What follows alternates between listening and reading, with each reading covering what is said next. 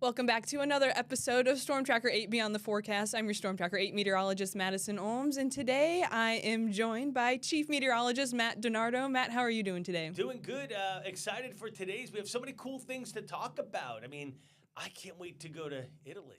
I know. I'm looking forward to it with those Winter Olympics coming right up, and we do have some other winter weather that we're keeping an eye on here at home, and maybe a little bit more cold headed our way. But first, let's kind of talk about what we could be expecting here before we take a jump across the pond to where the winter games are going to be held. Sure. So for the next few days, we are expecting to see maybe a little bit of a wintry mix pop up tonight, and we'll break down some of that timeline a little bit more. But Wednesday is kind of the day that all eyes are on, where we're seeing maybe that polar jet stream starting to dip down a little bit more, and maybe another chance for that wintry precipitation to make its way here. Yeah, one thing we want to just stress to people is this is a minor system compared to what was supposed to be last weekend or certainly the weekend before, right? So when we're going to show you this system, it might look worse on the maps than it really is going to be, and the roads are probably going to be fine. So let's just kind of put that out there. We're not talking about inches and inches or feet and feet of snow. We're talking maybe somewhere between a dusting to an inch or just a smidge more. This is not a crazy system. Right. This is more something that's going to just be passing through. It's a very light and minor event, like you had been saying. So for that timeline of the event, we're really expecting to start to see maybe more of that rain and maybe some snow mix tonight, really late this evening around 8 p.m. And then it starts to pick up a little more during those overnight hours and then kind of die down again. And then we start to see it, I don't want to say ramp up for the day on Wednesday because it is going to be such a weak system. It's kind of like a two-part system. Yes. The first part tonight, and the second part is tomorrow, like late morning, afternoon kind of a thing. Yeah, and if we want to, we have this timeline here, but just to show what it might look like on a map, and you said it's going to look worse than it's actually, or yes, it will look worse than it actually will turn out to be. Correct. Didn't want to say the wrong thing there. So this is tonight, really late this evening, right between those 8 o'clock and 9 o'clock hours as it starts to make its way into central Virginia. We're seeing some green, some blue, some pink, a little all over the board there. Yeah, you know, and it looks like it's almost like if you're living north of Ashland, north of Tappahannock, you have your better chance of seeing some snow showers tonight, while south of Ashland through Metro Richmond and points south, it'll be just warm enough to give us some rain showers. So it's kind of a rain-snow mix across central Virginia. Yeah, and if we're looking at our temperatures at this point in the night, 32 degrees, right at that freezing point, and that's why it's kind of that fine line to see where you could be seeing, you know, more of a snow situation and then more of a rain situation if you're heading south a little bit more. And then throughout Wednesday morning, see a little bit of a break in that system. And then those late morning hours is when it starts to kind of pick back up for that second part of the system making its way across central Virginia. And at this point, as you showed in that previous map, there's a little bit cooler air kind of sliding on in, not just at the but also high up, and of course that's where our snow begins, and so that's where there's some you know, kind of some trickiness going on. I think that tomorrow, again, if you're pretty much Metro Richmond and north, maybe even a little bit south, let's say Petersburg north, better chance of seeing some of these snow showers in areas of light snow, whereas if you're down in Emporia to, let's say, Norfolk, you might see some snow and rain mixed, it looks like, and you'll see that as you go ahead. Yeah, and we're going throughout the rest of the day Wednesday, and it does kind of pick up a little bit more later in the afternoon, closer to the evening. And like you said, you could be seeing maybe that mix of rain and snow, especially near Norfolk and Emporia, maybe that mix shown by the pink on here. But it's just not looking all that heavy, especially compared to those last few events that we had seen earlier in our winter season. Yeah, you see a lot of breaks in the precipitation there. So again, this is spotty stuff, light stuff. You know, you'll look out your window and go, oh, it's looking pretty good. Then 5 minutes later, you look out and you go, oh, it kind of ended. It's going to be kind of that intermittent stuff. But, you know, overall, there'll be some snow falling. Right. And then this will finish up throughout those overnight hours, maybe very, very early come Thursday morning. They're still very spotty come, you know, really late Wednesday night.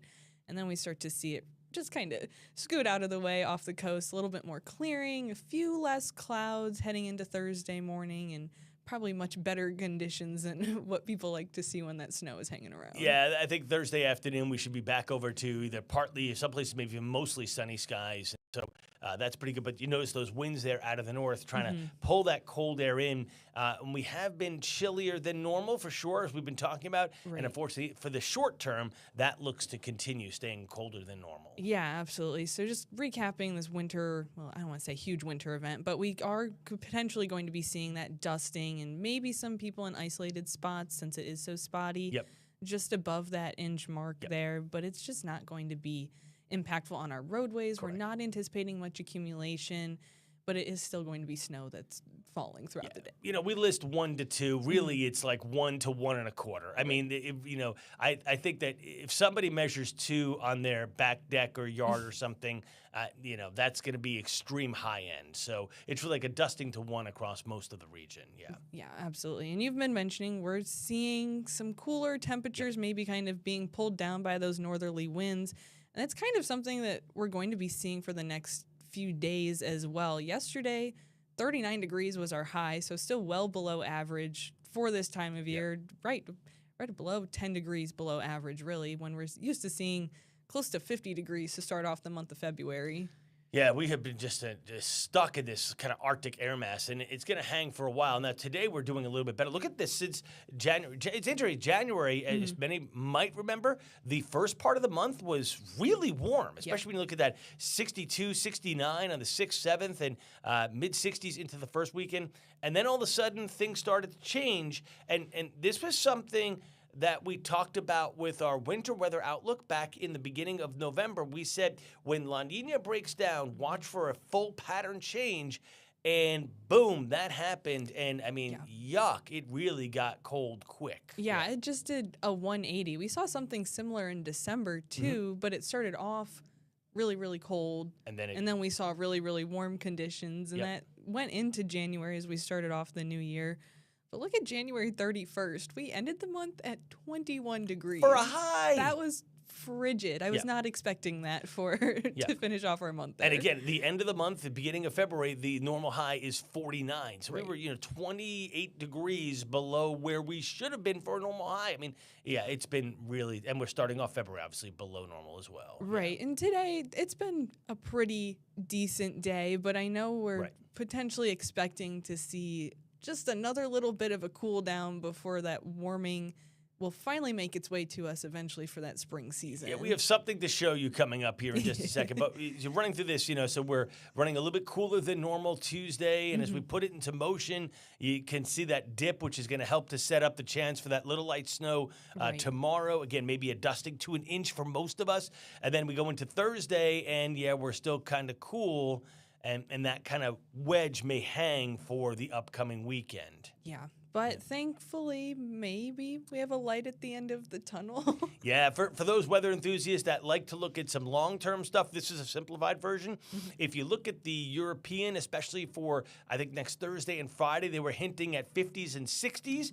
Over us, the GFS was not as warm, but again, maybe, as you see there to the west, all of that warmer air back towards Chicago, St. Louis, Omaha, might be slowly trending our way. At least put us back to normal. That would even be a start. Yeah, we're seeing the really light blue on this scale here, which still means below average, but not maybe as extreme of below average temperatures, especially as what we've been feeling finishing off January, starting off the month these last few days. I'm hoping maybe we'll get to see some more of those oranges make its way to us. That would be great. I can handle the cold, but it's gotten to me a little bit too much here. I don't mind when I don't need all my heavy coats and extra layers and the hats, the gloves, the scarves, the extra socks, and the whole 9 yards, really. For sure, But something to look forward to maybe is the Olympics. Yeah. I know they're going to be feeling a little cooler than us, hopefully not too bad, but we are starting to see events begin for the day tomorrow. Curling is the first event that I noticed was on the board for the Olympics. So this is starting at 1 o'clock in the afternoon, Central European time. So they're jumping 6 hours ahead of us. but they're looking to be pretty comfortable in Italy, I'll have to say. Yeah, I mean, you look at Verona, you look at Milan, which is where the opening ceremony will be held on Friday. This is Wednesday, 48, probably pretty similar to us in terms of the averages. And then, of course, all the areas to the north, they are located where much of your skiing and stuff is going to be held, biathlon, ski jump, and all that. And those are the mountains, so you expect them to be colder. And there could be, over time, some fresh snow falling up in the mountains, too, which will aid for everything. But curling, as you said, tomorrow. I'm a huge fan of curling. I think some people know that. I love it. I think it's an interesting sport. If you've never tried it, don't knock it until you try it because it really is kind of fun. And then Thursday, I do know women's ice hockey begins. I think some other sports as well. So there's all the round robin plays. There's so much going on. I love the Winter Olympics. Yeah, I'm very, very excited. And you mentioned, you love curling. I did take note of some of the matchups they have going on tomorrow afternoon, and that's Sweden versus Korea, Great Britain versus Norway, Canada versus the Czech Republic, and Estonia and Switzerland. So I think we're getting a pretty good start off to the Winter Games beginning this week, and I know they'll be going on for the next couple of weeks as well, which is super exciting. Yeah, for sure, yeah. So there you go. And those temperatures, they went to Thursday, still upper 40s to near 50, and then chillier in the mountains. Right, absolutely. And I mean, those are evening temperatures as well. So you're kind of bound to see a little bit of a cool down there, and the elevation, I'm sure, definitely plays a huge role in what folks are seeing there when they're participating in their events and traveling across the world to be able to go on a stage that big.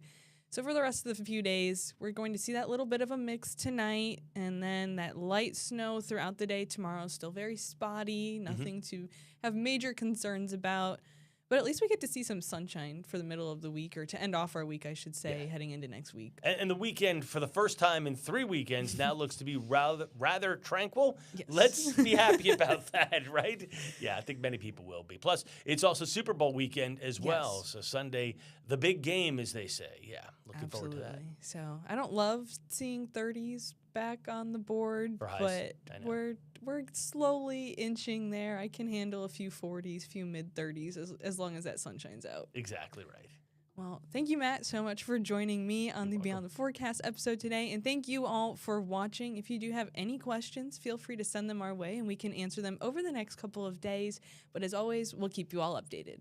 Have a good one.